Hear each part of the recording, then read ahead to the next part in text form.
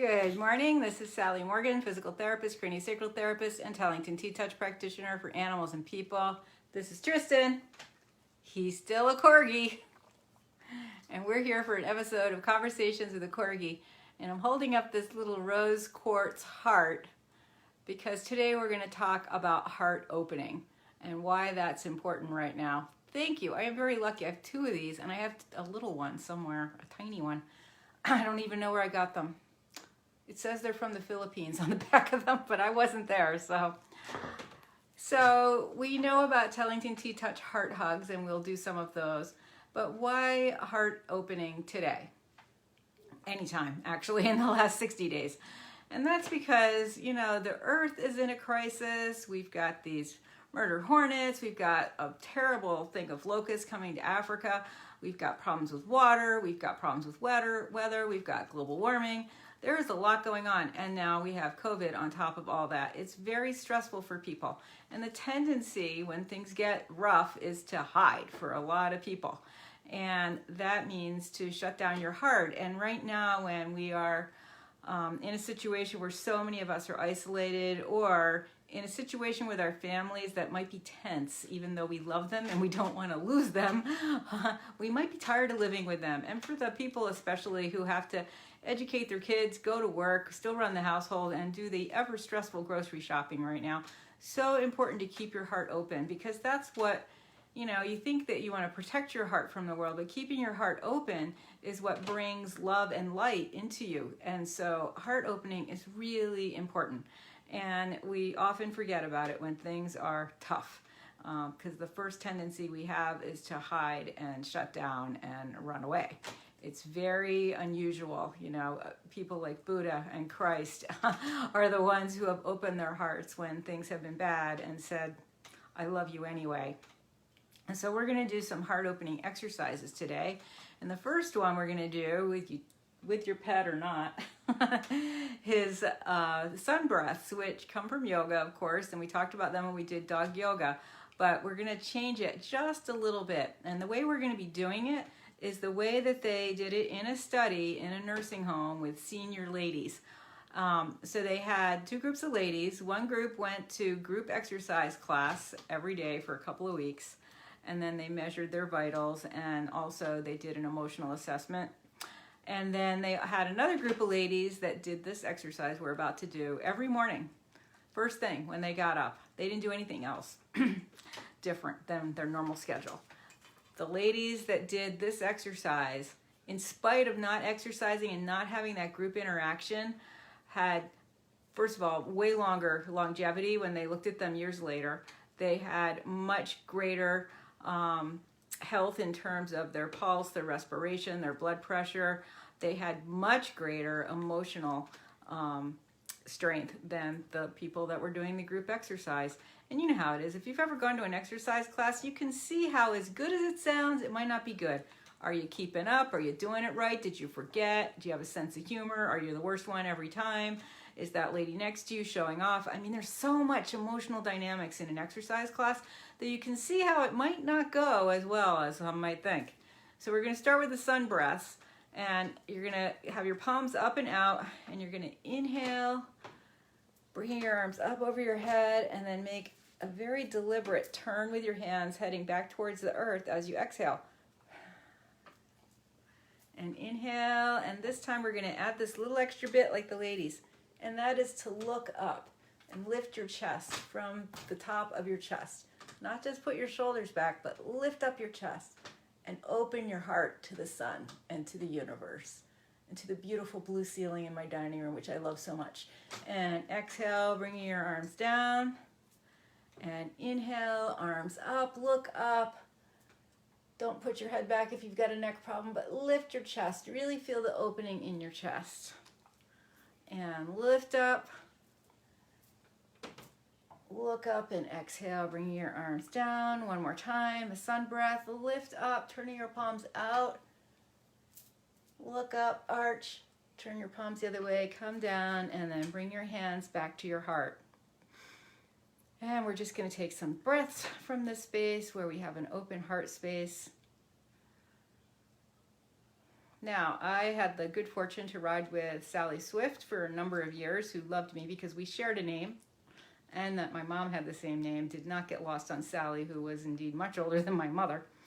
And she has an exercise, I don't remember what she calls it, but it's a picture of a Native American on a horse praying to the Great Spirit. And it might even be called the Great Spirit, I don't know. But we're going to sit in our chair with our arms down, our palms are facing front and rolled out, more external than the anatomical position. So you want your thumbs really pointing towards the back, but of course we can't do that, so it'll be somewhat that way. And you'll feel it, open your shoulders. And again, you look up, and that really opens your heart.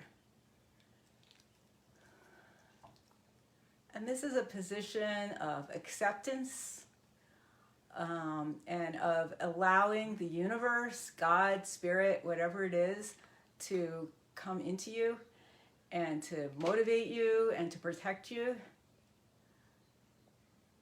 And for some people, this is a position of prayer. And as much as some people might think this looks like a position of giving up, it really is a position of strength and a position of your power combining with universal power. So it gives you strength when you don't have it. And I don't know if you remember, of course he just died, Jerry Stiller, when he used to do Serenity Now on Seinfeld. So many times when he said that, he would almost make this position. He would look up and he would say, Serenity Now. And that gives him that universal life force to bring him serenity. And as much as he was screaming, thinking that, opened your heart and brings good things into your life. And acceptance is really the key. People get confused about Bernie Siegel and his teachings and think that, he was just about humor and fighting a disease and, watching old Lucy reruns and things like that. But really what Bernie Siegel is about is accepting that whatever is happening to you is happening for a reason.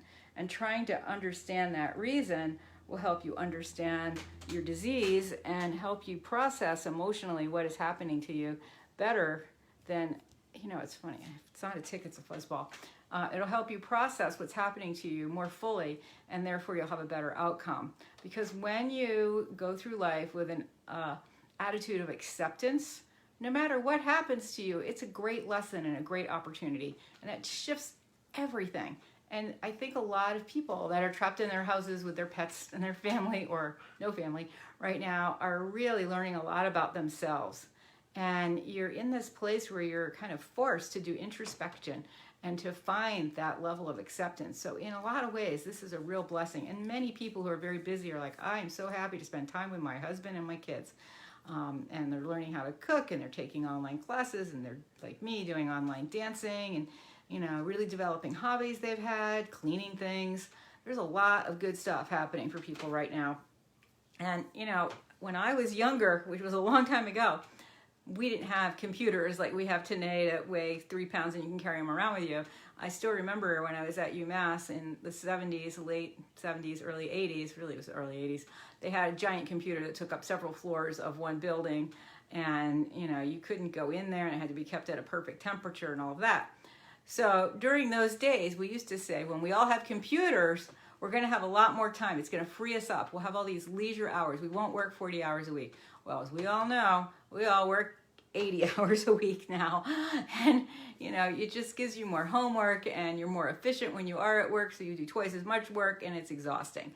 But these weeks, these precious weeks when people have been stuck at home, if they're lucky enough to not have to be like my friend working double what she normally works, you're able to take that breath and see what life was like before you were at work all the time. So that's a good thing. And I hope, and I think this is happening for people, that things are changing. It's not safe to be at work all day, so you might only go in a half day. And, things are just different. People are more understanding when you can't meet a deadline, except for my poor teacher friend. She's working like 90 hours a week because she's got to do individual lesson plans for every one of her students. She's having a hard time. But anyway, so we're going to do one more heart opening today, and that is the T-Touch Heart Hug. So for that, you're going to imagine a little clock on your heart here.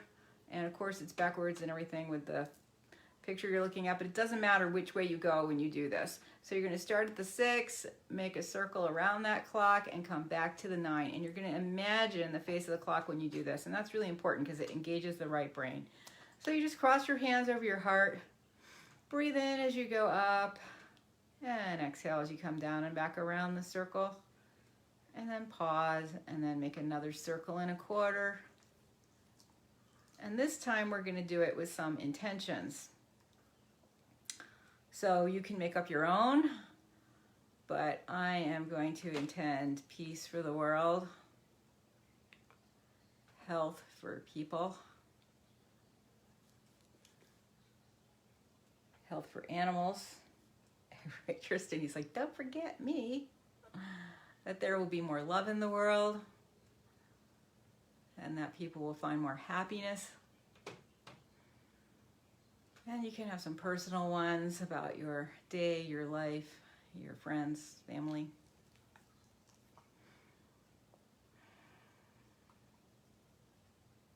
And if your pet's with you, like mine, we're going to do a little heart hug on his chest too. So you just do the same thing on his chest, imagining that face of the clock, and just make that circle and a quarter.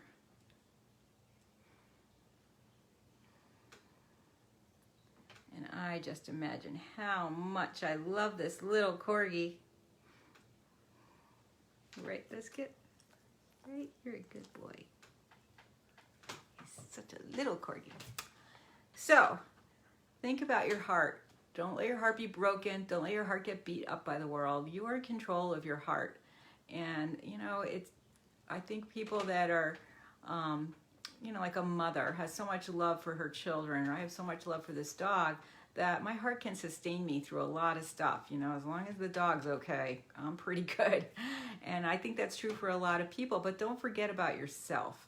You know, try to keep yourself okay too by loving yourself, caring about yourself, remembering that you matter, because you can't take care of your kids or your dog or your patients or your clients or your husband or the neighbor if you don't take care of yourself. So think about that when you're doing your heart hugs. Practice your heart openings and take care of your heart during this time of shift in the world. So thanks for joining us today for this episode of Conversations with a Corgi. Okay, so let me give you the update on this week. I have to go to the grocery store either tomorrow or the next day in the morning when it's old lady shopping.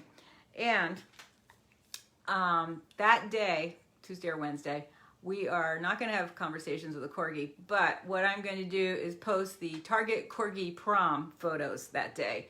And what I did years ago when I got these little stuffed Corgis from Target that I love, love, love, people sent me them because I'm like hysterically attached to the Target Corgis. I took pictures of them in prom outfits, really retro, they're really cool, they're so cute, they were really popular. And it's been like, I don't know, 5 years since we did Target Corgi prom. So I'm going to post the pictures again.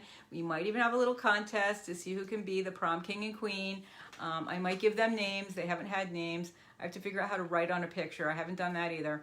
But they will certainly be posted here and on Corgi Nation and across Facebook so that you can vote on your favorites or just make comments about the Target Corgis and their prom wear. Thanks for joining us. Everybody have a great day. Time to uncover the flowers. Oh God, I gotta cover mine again.